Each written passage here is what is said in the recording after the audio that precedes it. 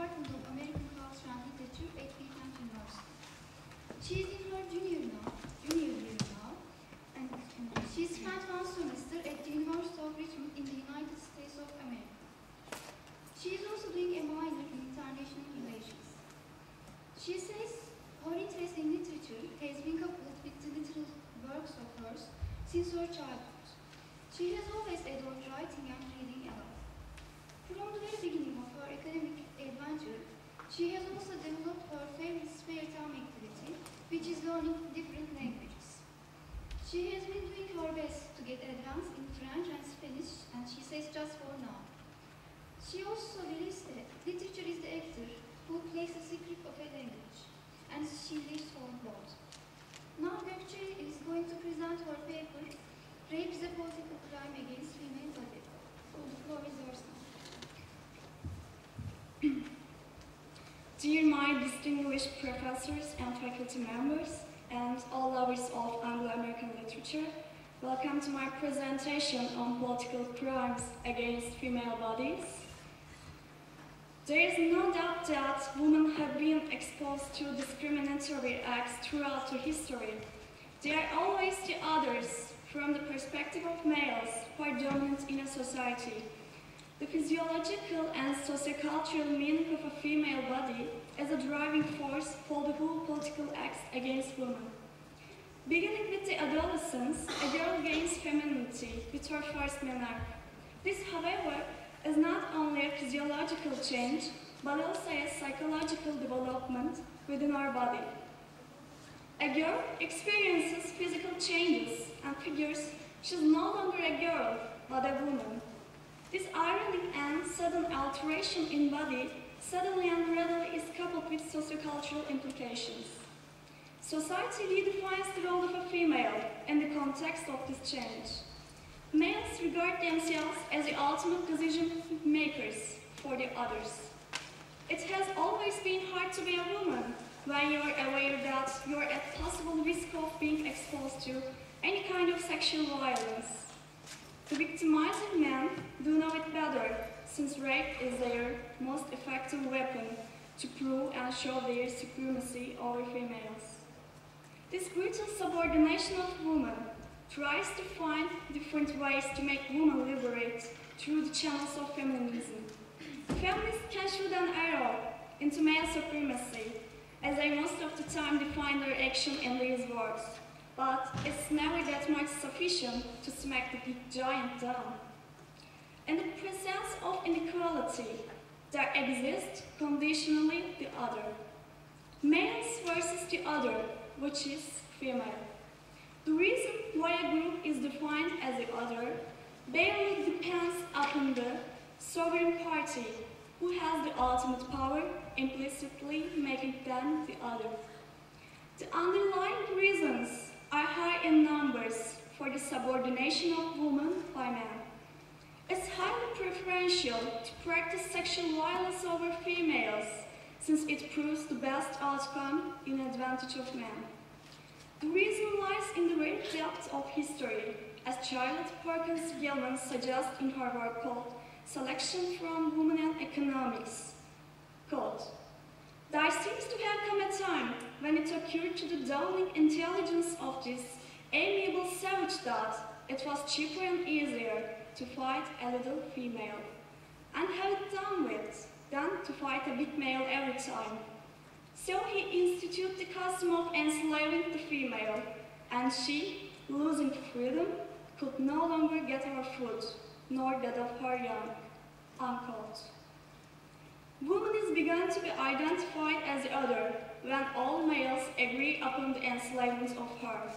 Formerly fighting males become the best fellows because they all benefit as long as there is no upheaval of women. This enslavement did not just exploit a social and economical status situation between men and women. Men went further by claiming an authority over female bodies, which include any kind of sexual violence led by rape.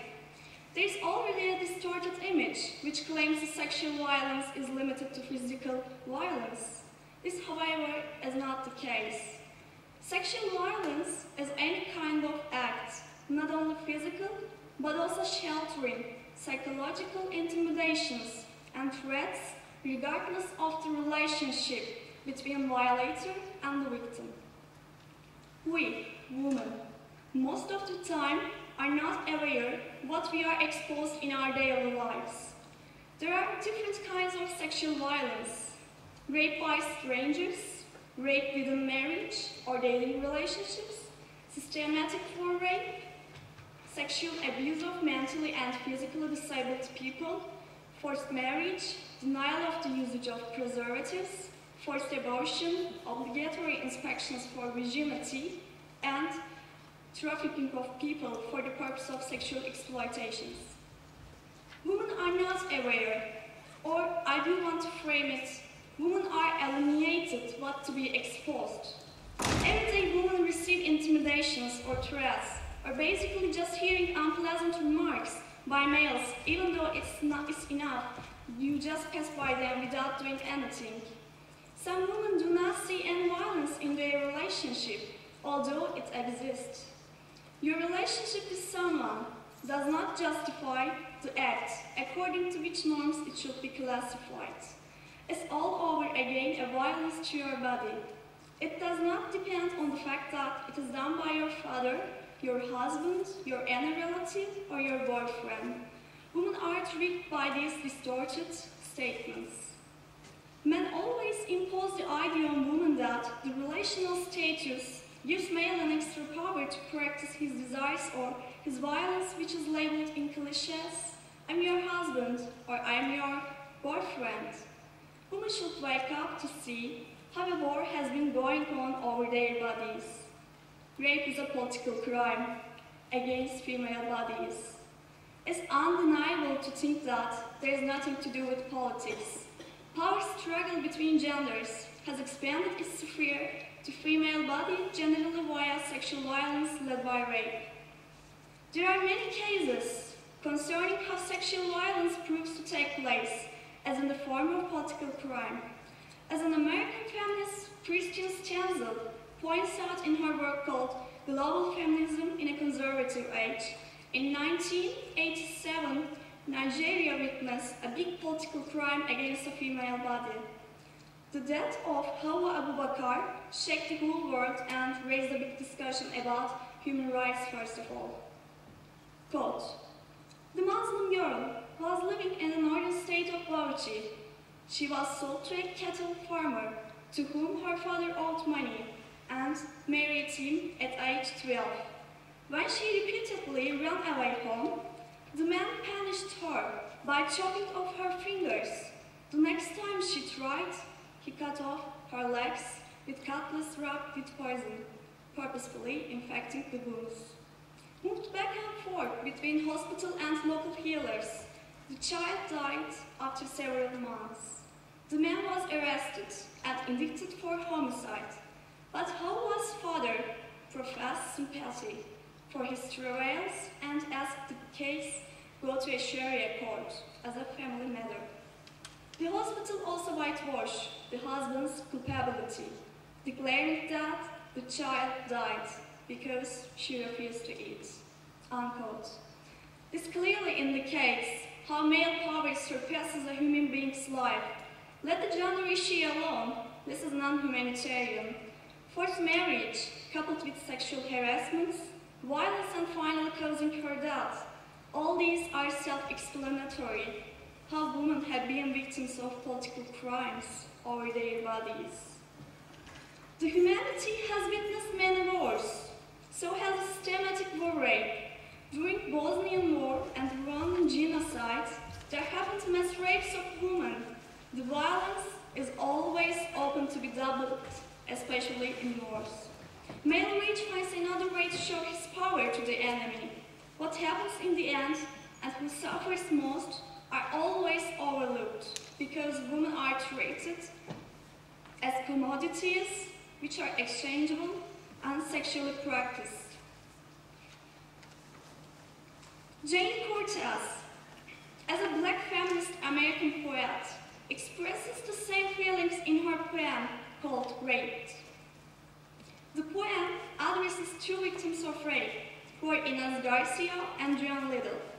As I formerly mentioned, my main concentration in this paper, Cortez also supporting my viewpoint, saying by, quote, "What was Inez supposed to do for? The man who declared war on her body, the man who carved as a combat zone between her breasts. This being wartime for Inez, she stood facing the knife.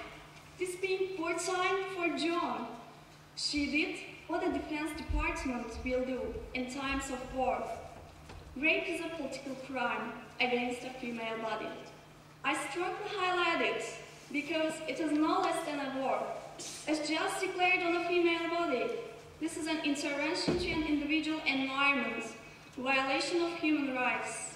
Rape is a unilaterally declared war, not on land, not on air, not at sea, but on a female body." Iris Young, in her book called On Female Body Experience, Throwing Like a Girl and Other Essays, in one of the parts of that book, she elaborates on the relationship between a female body and culture. She says, quote, "The body is a text of culture, a symbolic form upon which the norms and practices of society are inscribed. As formerly mentioned by me, female body is sort of a commodity owned by a culture. Since males are in the power in all segments of life, the practices and norms are in favor of them. They manage how to shape and suppress the text, namely woman. As always, mothers and fathers, most of the time, urging their daughters to have a good relationship with their husbands. Women feel obliged to submit. In most of the rape cases, women cannot confess that she is the victim. There are different reasons not to speak up, but the fear that she will not be listened or not to be believed leads to more submission." Susan Brown Miller, in her book called Against Our Will, points out to some de facto cases in which women are not trusted and taught to be raped willingly. How come a police officer might think that a woman is raped because she wanted it? Authority shows its patriarchal and pro-male tendency everywhere. Brown Miller also suggests that, quote, "Women are trained to be rape victims," unquote. To simply learn the word rape is to take instruction in the power relationship between males and females.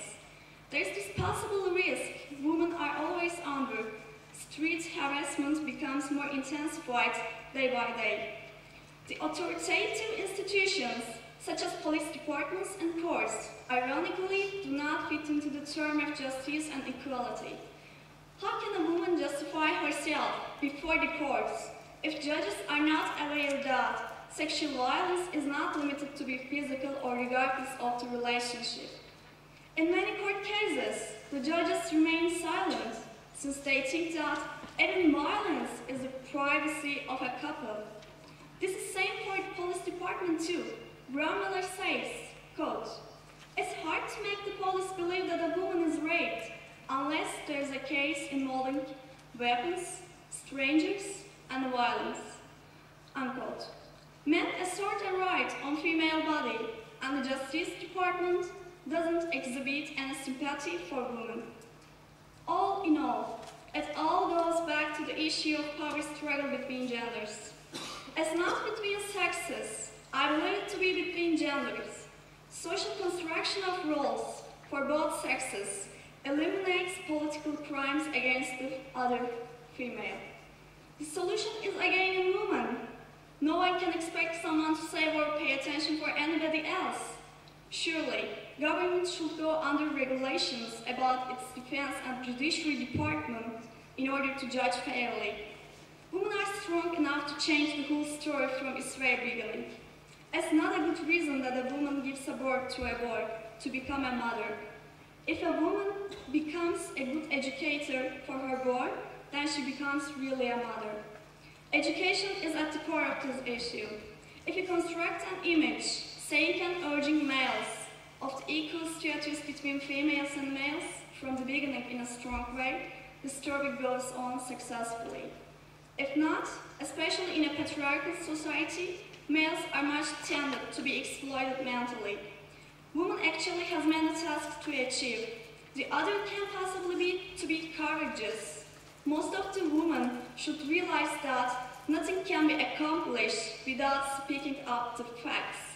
It's time to tell the crimes over female bodies. Women are afraid to be ridiculed or being labeled as raped. However, this is not an insulted case. If not spoken, then it may become for all women. The other issue is that speaking or debating over these issues cannot bring any everlasting outcome in the end, unless a woman seeks for power economically and socially. Economical and social status should be improved so as to prevent political crimes. Feminist activism in politics is also crucial to change the agenda and policies. Just for a good start, it's always enough to have a woman in representation in any segment or area of life. One representation changes all atmosphere, and decisions are taken not against the other, but all together, namely diamond cut diamonds. Thank you.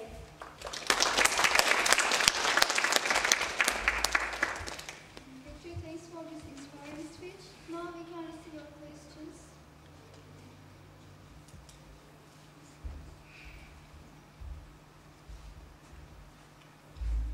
Yes, please.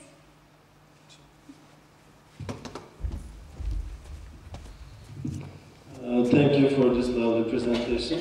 I'm really impressed about the fact that you regard rape as a political crime, the idea which I share, but there are some points which I cannot agree. First of all, at some point you said that the power struggles are between genders. And a woman, am I right? Yeah. So I think this perspective prevents us from seeing the bigger picture. So, because upon hearing your presentation, I cannot help thinking of a council consisting of males. I mean, all of the males in the world. They gather together and they start a fight against women. So this seems kind of meaningless for me. Do you get my point? Sorry that I couldn't get the real point. Do you think that the power struggle is not just between genders? Do you believe that it's between sexes? If you clarify further. No, for me it's between social classes, but I mean the perspective, seeing that the power struggles are between genders do not provide us any solution.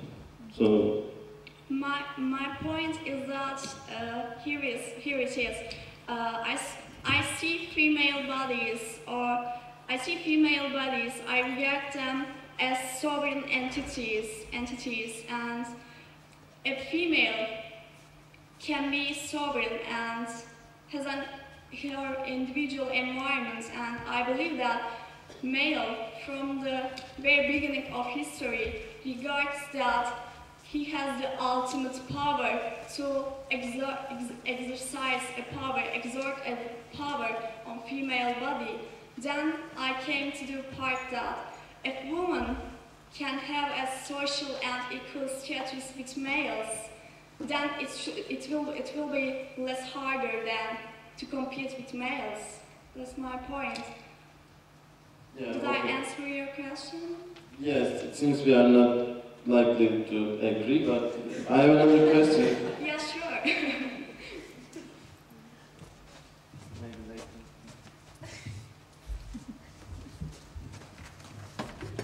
Yeah, thank you for your presentation. I would like to ask you about two more things. Can you comment on marriage as a rape and the power of discourse in these formations in this patriarchal world? Okay, thank you for your question. If we write rape within the context of marriage, we see that the marriages differ from region to region, as in Turkey, if we regard the east part of the Turkey, we see that there are many marriages, and those are made forcefully. The girls are, are married in the early ages of themselves, and we see that it should not be necessarily be a marriage within a little girl and a big male. It can be between the male and the female in equal ages. But my point here is that if a male, most of the time, I cannot generalize that, but most of the time, males regard themselves as the ultimate powers, and they say that I can exercise my ultimate power, my violence or my love. Any kind of relational status gives me an ultimate power, and I say that they always say in cliches, I'm your husband, and also the bride's family supports the male and says that you should obey your husband, and also the violence or any kind of act which is contrary to the willingness of the wife is also can be seen as a political crime. If you can repeat your second question, I would be glad to answer. Can you comment on the power of discourse in these formations in the patriarchal world? Okay, it again goes back to the very beginning of the history. As Charlotte Perkins-Gilman points out that formerly males have power struggle between themselves, then they realize that there's this little female who is weak and powerless. They agree upon the fact that we can use females and we can become best fellows and we can compete with females. They just put the female opposite of their side.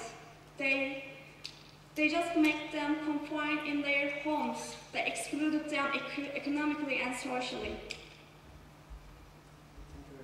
Thank you. Any other questions?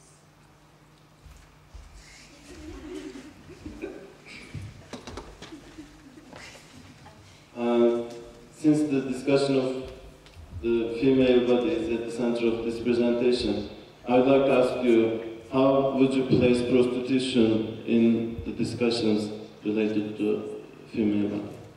If you realize that while listing the political crimes under the heading of the sexual violence, I excluded prostitution. I mentioned prostitution within the codes that prostitution, which is made forcefully against the willingness of female body. If a female is forced to have a prostitution, then we can regard the prostitution as a political crime. If we think that there are several reasons for a woman and if she is willing to do prostitution, then we cannot say that prostitution is under the heading of the political crimes. It's all again turns to the point Susan Brown-Miller makes that if it's against our will, then it's the political crime. Thank you.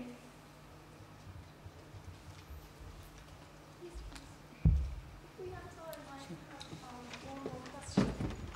Thank you for very stimulating information. Is this on? I guess it's not working. But it's okay. Why don't I just speak up? So I agree 100% with the thesis that you expressed, that rape is a political crime against the female body. But of course, it's a political crime not only against the female body, but against other bodies as well. And perhaps most notably, transgendered bodies. People who self-identify as transgender also are at risk for rape. They are unfortunately targets of rape as well. So I'm wondering what may be the benefits of thinking about the raping of female bodies alongside rapes committed against people who self-identify as transgender. Thank you for your question. First of all, I totally agree with your point that these political crimes are not only against female bodies, it's also valid for transgender persons. I have been a human activist and I have been working on human rights projects from the very early beginning of my life, and I know that while writing this paper, I also thought that this is not women. There are also queer people who are exposed to same kind of treatments. Susan Brown Miller, in her book Against Our Will, she also elaborates how transgender people are exposed to this kind of political crimes, especially rape, especially in prisons. And you know, I also mentioned that socially disabled children are also exposed to this kind of discriminations. I know that they all share the common point. On the basis we make the point. That's what I can say about this issue. This is also valid for transgender people. And women and those transgender people are in strong coalition in that issue, and they are working together.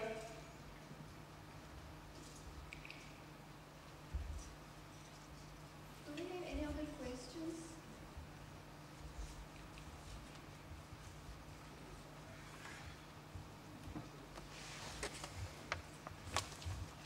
Okay, now I want to Gökçe once again. I'm very proud of participating in this very meaningful conference. Thank you for your all attendance and paying attention. Thank you very much. Enjoy the day.